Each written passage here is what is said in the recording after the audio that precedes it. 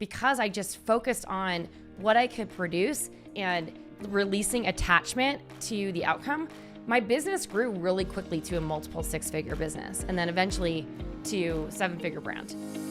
Welcome to Thrive by Design, the podcast for ambitious, independent jewelry brands looking to profit from their products. Get ready to make more and sell more doing what you love without spending every single waking minute doing it. Hey, and if you're a creative, fashion, or product-based business, I want to welcome you to the show. I'll be dropping big tips on launching, growing, and scaling your business so you can spend more of your precious time using your creativity to make money.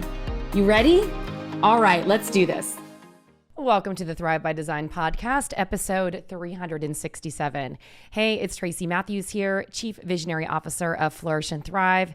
And I am excited to be here talking about one of my favorite topics, which is all about mindset. Now, I know after working with so many people over the years, I've talked to thousands of designers and supported thousands of people in our programs over here at Flourish and Thrive. What I know is that the people who succeed and have thriving businesses that continue to grow year over year have a different kind of mindset than people who struggle on an ongoing basis. And I'm going to explain a little bit more about this, but today's topic is really about why your sales are never going to grow beyond what you believe is true about yourself or your situation, or what I like to call, or what a lot of people like to call, mindset. Now, before I dig into this topic today, I do want to mention that our Laying the Foundation program is open for enrollment. We are about to start our final group cohort for the year. And this program is designed for all of you out there who have been in startup mode for a while and trying to get your business beyond that six-figure marker. This program is perfect for people who want to build a successful side hustle. It's great for people who currently have a hobby business and they're trying to go full-time in their business. It's also great for people who are trying to get off Etsy and build their own online store. And it's great for anyone who has a multi-revenue stream business who just wants more ease and flow in their life, and they want to be making a good income that supports their lifestyle and their family and helps them create financial security and freedom in their life doing what they love, running a successful jewelry or product business, because it does work for product businesses as well. So if you're in that mode where you're trying to get consistent, predictable sales that support yourself, your family, all those things, then please check it out. We're going to walk you through our Desire Brand Effect methodology to help you build a brand that stands out in a saturated market, that puts some stakes in the ground so that you aren't vanilla or could be mistaken for another brand. We're also going to help walk you through how to design collections, how to price them properly, how to market and sell those collections online and off, and how to create a consistent cycle and a system for repeat, predictable sales in your business. Because we do know that when you create the Desire Brand Effect in your business and you have the creating desire, sharing desire, and scaling desire pieces all working in unison, your business will grow every single year. So if you're interested in learning more about that, I would love to invite you to head on over to flourishthriveacademy.com/LTF. You can check out more about what the program is all about. I will also have a link in the show notes. And we have tons and tons of case studies and testimonials on that page as well. And we're happy to help. And if you'd like to talk to someone on the phone on my team, we're happy to help with that as well.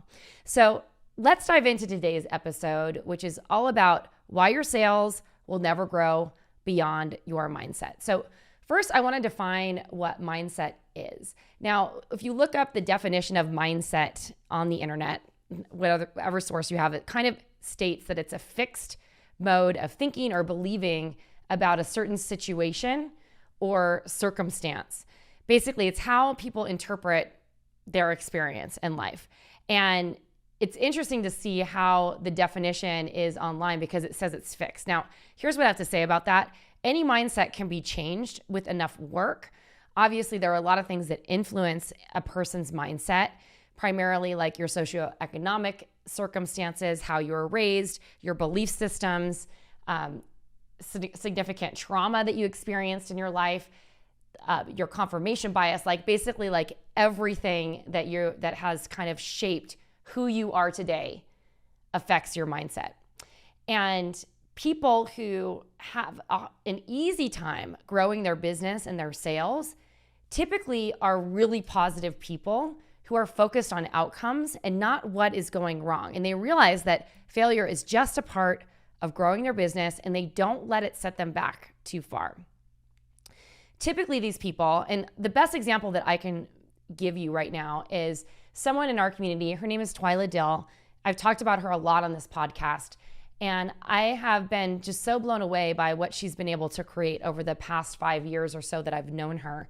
It's been amazing. Like in the summer, it was her birthday, and she had a challenge. She wanted to sell $100,000 worth of jewelry in a month to reduce her inventory. And she set this massive goal for herself.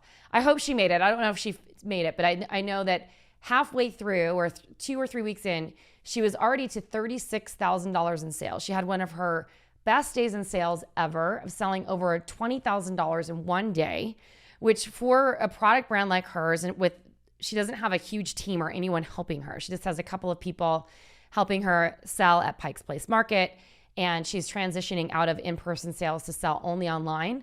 And she's been working on this for years. And even when her business took a massive hit in 2020, when the pandemic hit, because she did make a lot of her sales in person, she was always one of the most positive people that I'd ever seen in our group.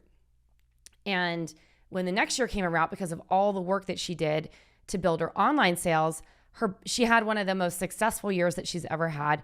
And this year, even though we're just not technically working in our program, that strong foundation and setup that she worked on by working with the Flourish and Thrive coaches, et cetera, helped her continue to grow and to be able to quit doing in-person events, which is incredible. I'm just so proud of her. But the one thing that you will see if you watch her videos on social media is that she is inspiring. She's always positive. She's not worried about outcomes. Like, she'll set goals, but if she doesn't hit the goal, it's not the end of the day. It's just, she realizes that a goal is just a target. The goal is not like what has to happen. And she's flexible with how she approaches life. And this woman, in a interesting way, has had to deal with a lot of adversity in her life. And I think one of the ways that she's coped through the death of her mother and through, traveling to Turkey and learning how to make jewelry at a very young age and living like more of an unconventional life, helped her create this positive, future-focused mindset that wasn't so caught up in the details of the things that were going wrong, helped her stay focused on what she could do to change her experience, that it made all the difference. And now she has a multiple six-figure business. I wouldn't be surprised if she sold $500,000 this year or more. She's doing so well. I have no idea. I haven't checked in with her about that, but I know the last time I checked in, she was close to the $300,000 marker. So I don't have it in front of me. So we do have a case study about her. If you want to hear more about it, you can reach out to Twyla or connect with my team and we can send you over her case study. But the most important thing there is that even in the face of adversity, with challenges in her business, even though she had a massive setback in 2020, she was always just like, well, it is what it is, and I'm just going to move forward and stick with it. Versus different kinds of designers, I'm just going to say that gently, who we may have worked with or have seen externally or I've witnessed spiraling out. When something goes bad, they panic and they freak out. And I can understand what that's like, because I'm a highly emotional entrepreneur and I get stressed when I don't reach my sales goals. And when I'm really, really attached or gripping to a specific outcome, I notice that things just don't really go my way. And so what I've seen, even in the pandemic, like we had a designer who just like completely freaked out within the first week and like threatening to sue us if we didn't let her out of her contract for the coaching program, and was worried about her entire business spiraling out, freaking out about it. Obviously, we released her. We're not interested in working with people like that. But to see how the trajectory of a designer like that, where they're always struggling or they're thinking the worst or spiraling out and not having a great result, how they let circumstances affect them and how that changes their experience and their outcomes. And so the reason why I mention this is because you have a choice every single day to work on your mindset and to heal some of the things that might be holding you back from reaching the sales numbers that you actually want. And in our program, Laying the Foundation, it's one of the ways that we support people is to start off with a ton of mindset training, including identifying the core of issues that are not serving you and helping you heal those things. Obviously, joining a coaching program or a program like Laying the Foundation that has some of the tools that you need to kind of reverse specifically some of the things that might be holding you back when it comes to sales can be a significant way to help you get to the next level and change some of the things that are holding you back in your growth. So depending on what's coming up for you, obviously get professional help if you need it, especially if you're dealing with significant trauma or things that are literally holding you back and stuck in fear. But let's talk about how to evolve some of these, mindsets that might not be serving you. So at a high level, long time ago, I love this story. I'm going to share it again. I've shared it on the podcast before. I went to my first coaching event, I guess. I was living in San Francisco, so it must have been like in early 2000 or something that I went to this event. It's a coach named Dave Ellis. My personal life coach at the time, Pete Chandonnet, was a mentee of Dave Ellis. So he invited me to this retreat, went to this retreat, and he's like, Dave's amazing. And Dave kept talking about his dad. And his dad was a door-to-door salesman back in the day, and he would get the door slammed in his face all the time. And he would come home super happy and chipper and be celebrating every time a door got slammed in his face, because he had calculated that for every 9 doors slammed in his face, that he would make 1 sale of encyclopedias or whatever he was selling door to door. And that made him excited because he knew he was closer to making a sale, and that sale would help him support his family and help him reach his goals. So I want you to start thinking of how you can turn a negative situation or something that's stressful into something positive. So I want to mention this because if you can't overcome your negative feelings and emotions and turn those things around to work for you instead of against you, your sales are never going to grow beyond your beliefs about yourself or your beliefs about your situation. I mean, we've all heard it. We've heard that it's hard to make money as an artist, right? That's just a belief. I know several artists who are making millions of dollars a year. We've also heard of the starving artist syndrome, that if you're an artist, you must be starving. But I haven't had that experience. Quite frankly, when I started my jewelry business and went at it full time, I did it part-time for years, like 3-4 years. And I made a bunch of side cash when I was in college, like several $1,000s a year, which was a lot in the 90s back then, especially for a young woman, who was 20 making max $30,000 a year as a good salary. So I'd make anywhere from $5,000 to $20,000 a year as side cash in my part-time business. And then when I launched my first company, with the exception of operating out of fear for the first 6 months and not making any sales, because I just focused on what I could produce, outcomes and goals, and releasing attachment to the outcome, my business grew really quickly to a multiple 6-figure business. And then eventually to 7-figure brand. And then, the rest is history. But that kind of mindset where you're always moving forward and thinking what can I do to reach those goals and set targets? So I want to give you some just actionable things that you can start working on right now to help you reframe how you're thinking if you feel like your mindset is not serving you.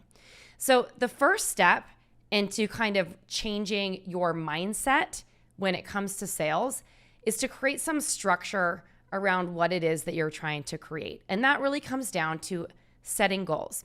Now, a lot of people don't want to set goals for themselves because they don't want to hold themselves accountable. And they feel like if they don't make the goal, they miss the target, that they are a failure. Well, here's the thing. The majority of the time, you're probably not going to hit your goals because a lot of times we think that we are much more capable of what we can do than we actually are. In fact, the majority of the goals that I set for myself, I miss because I'm a big thinker and I think that we can do a lot more than we can. Now, that's not to say that I haven't achieved great success, because even if I set a goal that was maybe further beyond what our advertising budget or email list size or whatever it is that we were trying to create would really support, I've grown as a business owner. And so I want you to start thinking of the goals that you set. I want you to set goals, and then I want you to start thinking of the goals that you set as targets instead of ultimate outcomes. So that's the first step. Set goals and then look at them like more like targets, because if you actually just grow a little bit, but you don't necessarily hit the goal or the target, isn't it better than not setting a goal at all and not growing? So that's the first step. I got that piece of insight from a mindset coach that we had a while back. Now, the second step to this is to start reframing the way you think about money and sales in your current situation. So if you have negative beliefs about making money, if you have negative beliefs about your current situation, if you have negative beliefs about being an artist, if you think you live in a small town and there's no way that you could make any sales outside your small town or friends and family because you live in this small town and you can't reach people outside the small town, that's a good one. I hear that one a lot. Then you need to change the way that you're thinking, or else you're never going to get outside of that situation. So what I want you to start thinking through is, if you notice negative thought patterns or things that aren't serving you coming up, whether it's conscious or subconscious or awareness or not totally aware of it, keep a little journal and note when those things are coming up. And then I want you to create a positive statement that counteracts that negative statement. So for instance, it's hard to make money as an artist could turn into a positive statement of, I get paid very well for my creativity and my art. Money doesn't grow on trees is to say, money comes easy and frequently to me. Or something along the lines of, I'm not a good salesperson is, I am my best salesperson and people love to buy directly from the artist. Now, all the secondary statements that I said are actually the truth. People do love buying from the artist. If you have issues around selling, like selling is icky or something like that, when you frame it as coming from a place of service, you actually, like, people will want to buy from you. It's so fun to watch people doing this because their businesses are just like thriving because of that. So step 2 is to reframe any negative thought patterns or beliefs about yourself, reform them into a positive statement that's actually going to serve you. Okay, now the third step to this is to create an affirmation practice. Now, this may be for you, maybe you might be like poo-pooing it, but one of the best ways that I overcame bankruptcies and my feelings of failure and feeling like a total loser and like I had no right to be speaking to anyone about business because my business got wiped out in 2008. It's a hard time for me. I had a really bad mindset and I was about to go work for someone else. And there was a situation that happened where I was offered a job and I was like, oh my gosh, my income's going to be capped. I am going to be in a 9 to 5. I'm not going to have a flexible schedule. I have to stop teaching yoga. Like all these things started running through my mind. And I'm like, I got to figure out a better way. So I started working with a coach and she gave me this affirmation practice that she's like, state it 25 times in the morning, 25 times in the evening, keep doing it over and over again and be really clear on what you were trying to create. So I had specific goals in there that kind of covered all of the negative mindsets that I was experiencing. And one of the things was I stated I wanted to make $15,000 a month. And within about 3 months, that happened because I stated those affirmations, but I was also doing the work to back up, the actions to back up what I was trying to create. So I got super clear on my goal. I reframed my negative mindset, started stating affirmations, and then backed that up with actionable steps that were going to help support that affirmation and goal, AKA law of attraction, that belief system.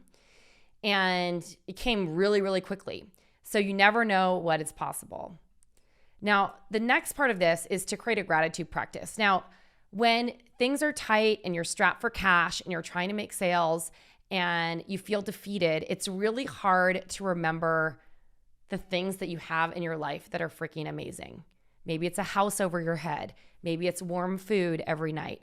Maybe it's a car to drive. Maybe it's the ability to work with your hands and be creative. Maybe it's the $700 in your bank account or whatever it is, or $10,000 in your bank account, whatever it might be. Remember to acknowledge the things that you do have, because the more that you can do it, even if it's really, really hard to acknowledge anything good, things will start to flow in a good direction. And you might start to realize, oh, maybe things aren't so bad. And that shifts your mindset. Now, this next step is really important. I used to work with a coach a long time ago, and we'd spend 15 minutes before each session talking about wins that I had. And it was so annoying. This is tied into a gratitude practice, but I'm like, I really have something to talk to you about. But she made me work on wins for or celebrations or brags. They're called different things each time. But she called them brags. I call them celebrations. Now we call them wins over here at Flourish and Thrive. But celebrate the small wins, because every single sale matters. There was a year I worked with my salesperson, Hillary, when we were trying to land more wholesale accounts, and we had a massive goal for the holiday season. We wanted to sell about $400,000 in a 3-month period. And we set this target, we set the goal. Most of our accounts were wholesale. We were off to a good start in September. We had an amazing October. But what we did is we gamified our sales. So every time one of us made a sale, me or Hillary, we would celebrate, we'd high five in the office, and we would say oh, great, awesome, we got a $500 account. Oh my gosh, Sundance just emailed us a $10,000 order, or whatever it was. They would be coming out different ways. So all the small sales and the big sales, it's oh my gosh, we got a $100,000 anthropology order. All of these things contributed to our success because we gamified it and we made it a celebration every time we made a sale. So the work that we were putting in felt fun instead of hard. So what can you do to celebrate those small victories and wins and gamify your situation to make it fun and celebrate those sales as they come in? Now I want you to take a look at this next step, because this is all about acknowledging and documenting how far you've come or your progress. Now, it is amazing to me that people do not on a regular basis track their sales. Don't you want to know how you're doing? I really think at the fundamental level that people avoid looking at numbers in their business, including their sales numbers, because there's a lot of shame attached to that, or they're afraid to look, or they don't know what they're going to see, so they just don't even want to calculate it because it's going to make them feel bad. There is no shame in this, but I want you to get into a regular cadence of tracking your sales numbers and documenting how well your business is doing. I personally like to track my sales on a daily basis. I always know what we're closing our accounts out on a daily basis, how many sales we made. We're tracking with our sales team. We have our business manager run a weekly report. We run monthly reports. So we always know how much revenue is coming in and out of the business and where our sales numbers are.